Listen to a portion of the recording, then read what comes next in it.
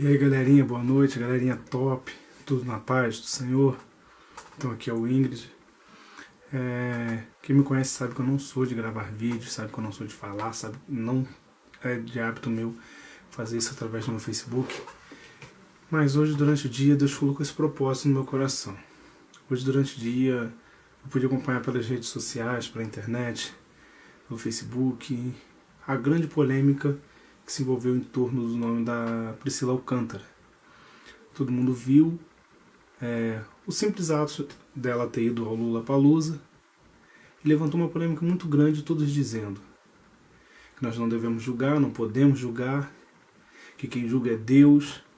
E eu, como cristão, que procuro sempre me basear na palavra de Deus, fui procurar o que a palavra de Deus diz sobre isso.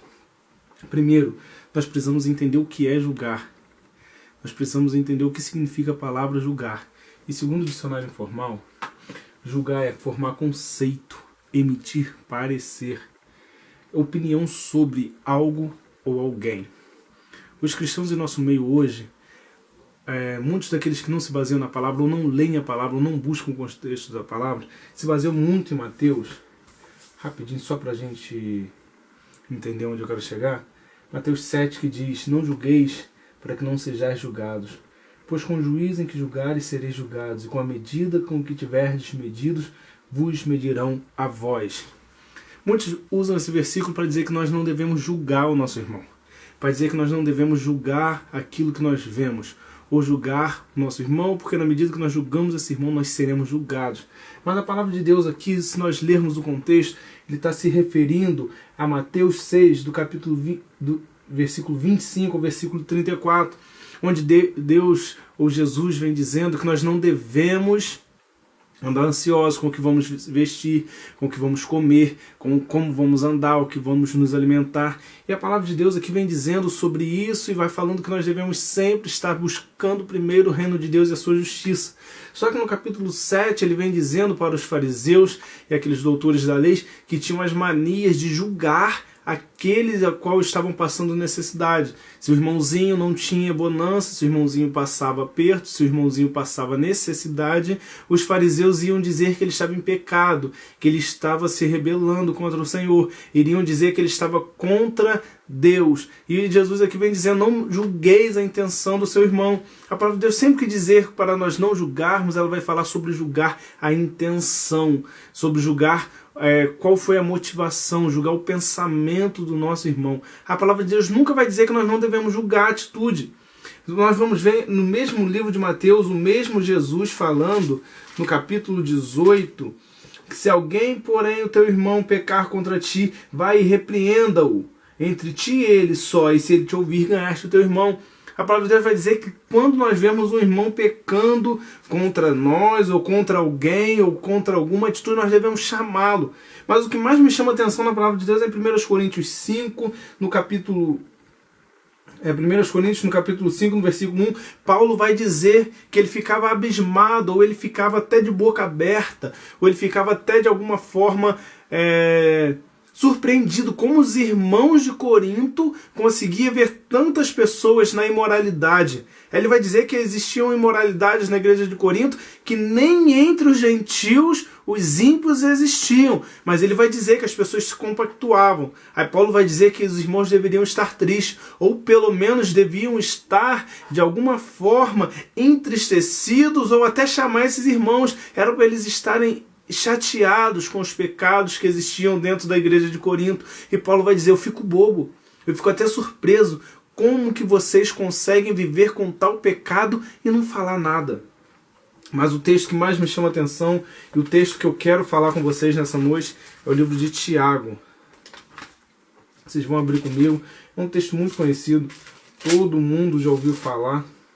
Tiago 5, versículo 19 diz assim: meus irmãos, se alguém dentre vós se desviar da verdade e alguém o converter, sabei que aquele que o converter, um pecador do erro, do seu caminho salvará da morte uma alma e cobrirá uma multidão de pecados.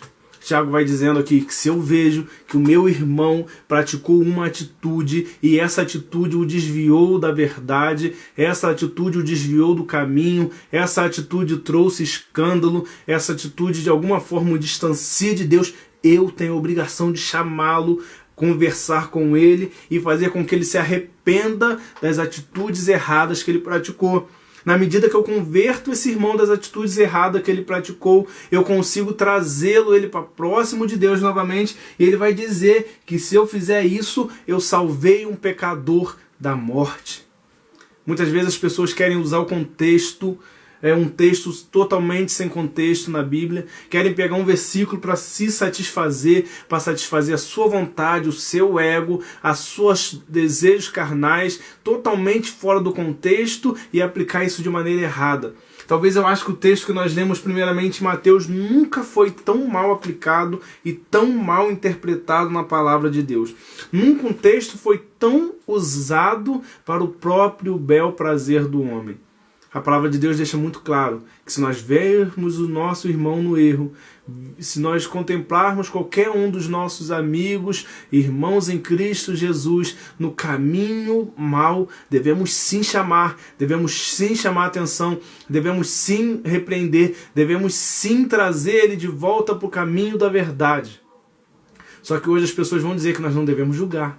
Aí fica aquele monte de crente, aquele monte de cristão que só fica de mimimi, só de choradeira nas redes sociais, querendo dizer que nós não devemos falar nada, não devemos julgar, não devemos aconselhar, não devemos falar, porque só quem julga é Deus, Deus é o juiz. Aí muitos vão dizer que nós estamos na liberdade, e essa liberdade é confundida com libertinagem, tudo pode, nada é errado, nada me afasta de Deus. Aí confundem a graça e dizem que já que nós não somos salvos pelo nosso merecimento, nós não precisamos fazer nada. Tudo isso é errado. O cristão foi chamado para ser sal e luz, foi chamado para fazer a diferença, e foi chamado sim para repreender aqueles que estão no caminho errado. Vamos entender primeiro o que é julgamento, vamos entender primeiramente o que a palavra de Deus diz sobre julgamento, vamos entender primeiramente o que o contexto diz que nós não devemos julgar, para depois apontar o dedo e dizer que nós não temos o direito de julgar. A palavra de Deus me dá respaldo, e te dá respaldo sim,